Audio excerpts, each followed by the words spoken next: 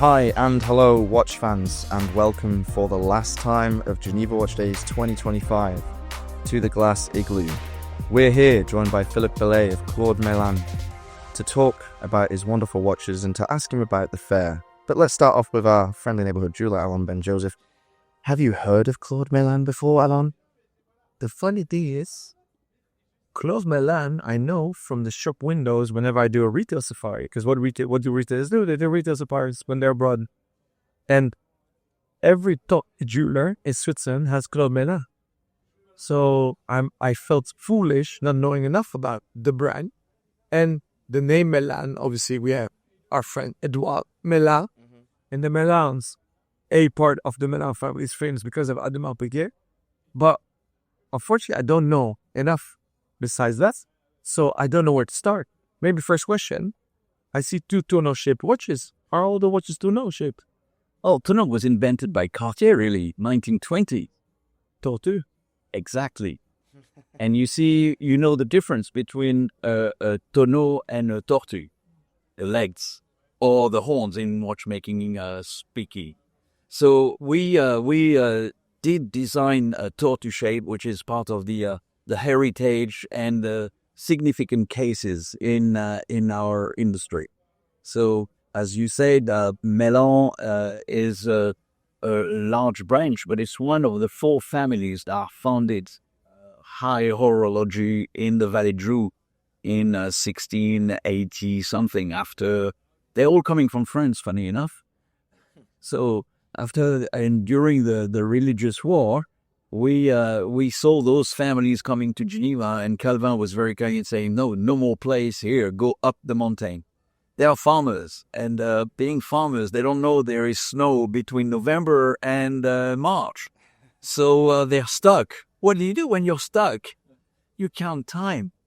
And this is how high horology was founded and created. So Vallée de Joux is really 7,000 people were living there. But for 350 years or so, we all have wheels in our head. And it became the masterpiece for chronographs and repeater. So yes, we are coming from there. Incredible stuff. When we go into the history of a brand, we don't often go all the way back to the history of high horology, but it's a lovely little story, isn't it? How it all came about and how we ended up here together in Geneva, enjoying a wonderful fair. How has it been for you, Philippe? Well, it's the fifth edition we do, and we feel there was more traffic, especially from a crowd that we didn't see as much the previous years. So collectors, people coming to the tent, seeing the watches, going up to the hotel and say, oh, we saw that in the window, can we see more? So that's very nice to see, a new crowd, a new horizon. We saw retailers, we saw some regions, even right from Japan and from the States as well. Good. Italy, France, of course, and Switzerland. So quite a very nice crowd. It's obviously growing. Geneva Watch Days is getting bigger and bigger. We've got 66 brands exhibiting here, as we've touched upon earlier. And we had Catherine and Antoine on the show, and both of them mentioned the goal to position Geneva Watch Days as more of a cultural event, something more educational and interactive than Watches and Wonders. Does that kind of style appeal to you? Do you think that that's what this fair needs to be, or would you foresee any other changes or developments that you'd like implemented? Well, you know, as a more confidential brand, everything goes. So we don't pretend to be educational, because one of our goals is and dream is to see that people will buy Claude Meylan to buy our savoir-faire. Our savoir-faire is master of skeleton. We don't pretend to be a manufacturer. And the key thing here is I'm using words of a French humorist called Coluche. The right length for the leg is when the feet touch the ground. And that is true for products, for price, for communication. And really, if Geneva Watch Days becomes more educational, if we keep the same spirit, the same openness, and the same serenity for people visiting us, it's all good. I think that is the key thing, isn't it? It's absolutely the key. It's really the fact that it's open, that people are there passing the door and asking for products. The openness and the relaxed attitude is key. That is what differentiates it. It's what we've always loved as journalists. It's always been, well, ever since 2020 when it first began, my favorite fair to visit because it has such a familial feel. You know, you see everyone in the tent every night, CEOs talking to one another, sales executives sharing tips and tricks and whatnot, and you realize that we're all in this together. You know, it's competitive, obviously, but as Nicholas from Fears likes to say, a rising tide raises all ships. And if we are to succeed, we'll succeed together. And if we're failing, then, you know, the industry needs to change. Do you think the industry does need to change and adapt, or? Well, it will change anyway. Yeah. And it's already changing. And it has changed a lot since COVID, which is sort of a landmark for everybody. So it will, it's not a need. It's if you don't change, you don't evolve. If you don't evolve, you die. It's very simple. And what do you think that the industry needs to do then, that it's not doing? That I would love to know. I would love to know what to do. What I'm sure is that we need to be always closer to our customer, always listen, always take into account what is observed. But at the same time, if you do that, you're always late. So you have to anticipate from what you learn. And this is the passion that is animating everybody in the industry. So instead of looking to the future for now, let's pause that. How old is the brand, Meylan? It's at 45 years old. Who started it? Claude Meylan. Claude Meylan, Monsieur Meylan, Monsieur Claude Meylan, who is issued from another branch of the Meylan family, so he is not linked to Edouard or Edouard's father. Claude Meylan was a watchmaker. He worked at Léman, which is now become the Breguet factory. Then he went to Audemars Piguet. At Audemars Piguet, he had a great success, and through this success, he was led to, by EPFL study, he was led to create his own brand. Had very good success. Unfortunately, one major customer, the Sultanate of Brunei, was buying quite a lot. And if you remember, you're probably too young to remember, but in the early 80s, the Sultanate stopped all the buyings and, unfortunately, the payments. So that put Claude Meylan in difficulty. It was bought over by Henri Bernet, a family from Valais-Dru, from l'Abeille. And Henri bought the company, led it. And the story starts to be beautiful because I knew Henri from all my previous days at Richemont. And I was buying movement from Henri Bernet. And I met him at GTE 2010. And he says, "Oh, Philippe, by the way, it's amazing. My daughter becomes préfet, so she can't work in the company. My granddaughter's got children. She cannot work full-time. I am selling the company." Wow. What a shock. And honestly, I never dreamed about having a watch company of my own. So we talked about 8 months, and I bought the company in December 10. So since December 10, soon 15 years, we are having fun, and we love it. You're 5 years out from the brand's 50th anniversary, of course. I guess as everything takes a long time in watchmaking, you're already planning ahead for that. Will it be a special year? Well, you know, in small companies, we have to be true. I never plan, neither myself, my home life, or my products 5 years in advance. So, no. Okay. Opportunities and really feelings are leading us, and we are very close to markets, so we will adapt. See, if small companies can go through COVID and go through tough times, it's because we are agile and quick, and I can compare this from my previous days at groups. Yeah, so you know a lot about volume trading and also the smaller, more independent side of things. But you say a small brand, but Claude Meylan is extremely visible on the continent. How many watches do you produce a year? Let's again keep our feet on the ground. Extremely visible in Switzerland, it's true. Quite visible in Middle East, it's true. It was very visible in Asia, but we lost almost everything in Asia because of COVID. Oh. Because most of the country in Micronesia and Asia, apart from Japan, did apply the Chinese law. So retail doors are closed. If you go to Hong Kong today or to Macau, you would be crying. It's empty. You land in Macau from the boat from Hong Kong and you see the first casino are all closed. So 2 out of 3 are closed because the Chinese law said don't spend money. And this is true everywhere. So yes, we are visible. By choice, I didn't go to the States. That's my own choice. Yeah, why though? Why did you not go? Simply because I relaunched Van Cleef & Arpels and Bertolucci in the US. And the US is a fantastic market, but needs a media plan. And I didn't play Lotto, so I didn't win. So I didn't vote. Fair enough, fair enough. And really, honestly, what a joy for me to be totally independent with no constraint. USA would have put me under pressure.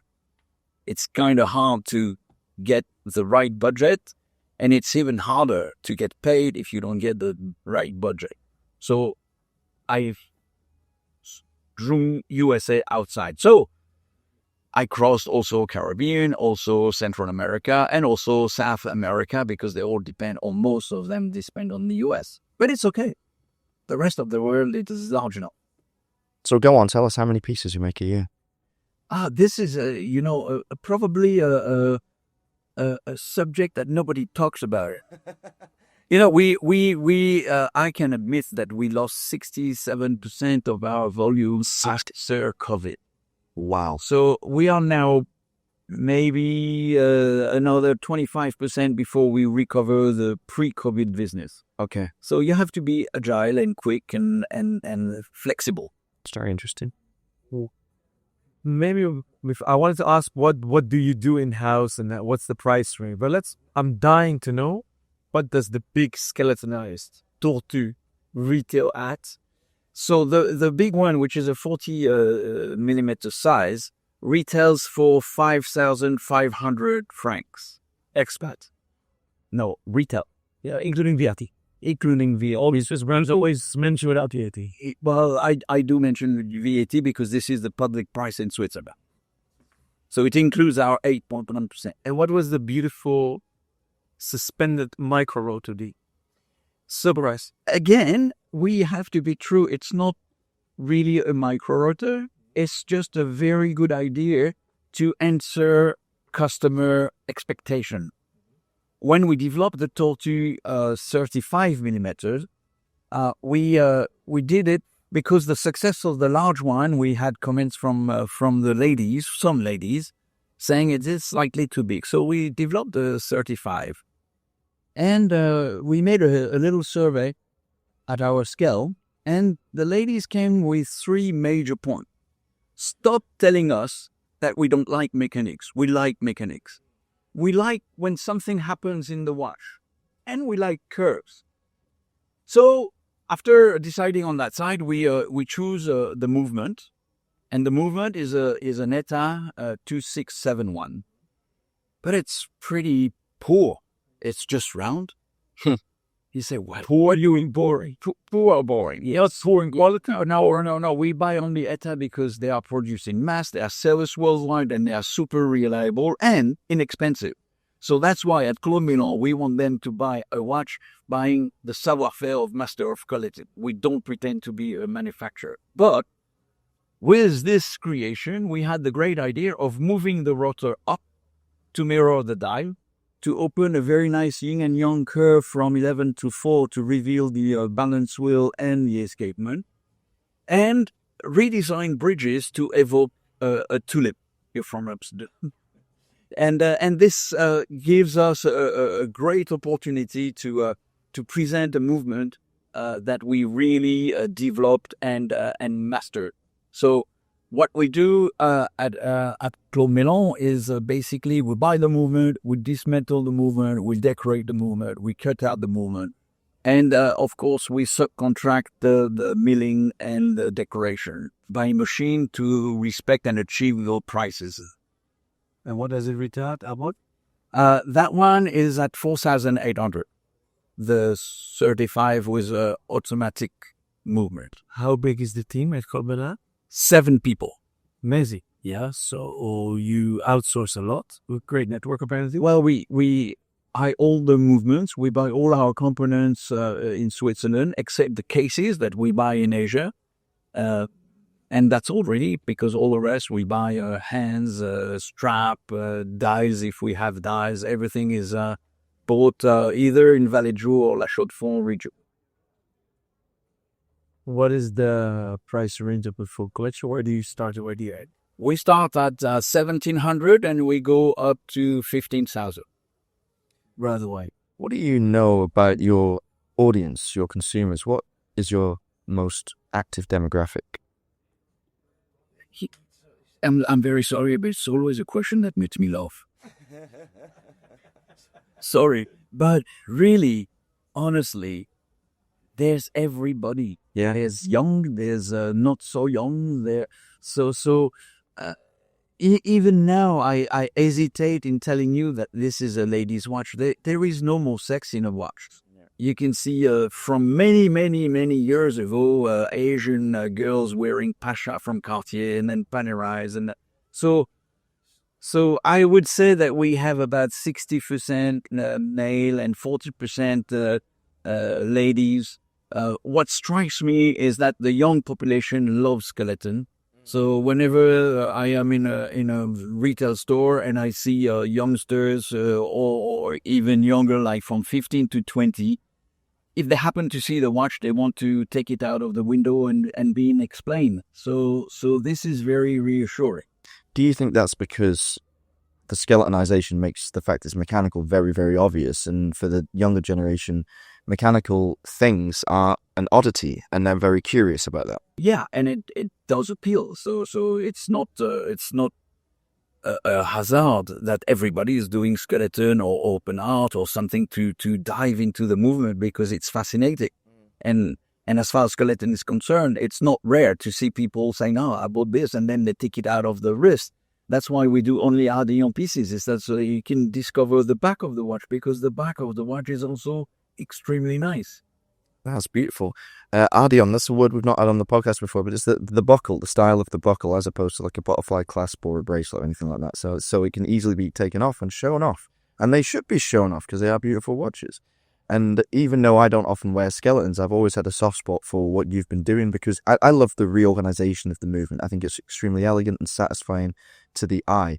Could you give us an idea of what novelties you'll be bringing in the near future, or have you not even decided yet? Well, the near future could be a watch and wonder. So yes, we do have evolution. So just maybe that as a good summary, we've registered the sentence "sculpteur du temps." So you can imagine that we will be increasing and going further in reshuffling movements and creating a new atmosphere and a new target. I absolutely love it. Reshuffling movements. It's been a week of shuffling about. We've been in and out of the pavilion. We've been all around town, and obviously we've spent most of our time here in the Igloo with wonderful guests like you, Philippe. Thank you so much for bringing our time here to a joyous conclusion. That is it, ladies and gentlemen. Please like, subscribe, follow the podcast. We'll be back very soon.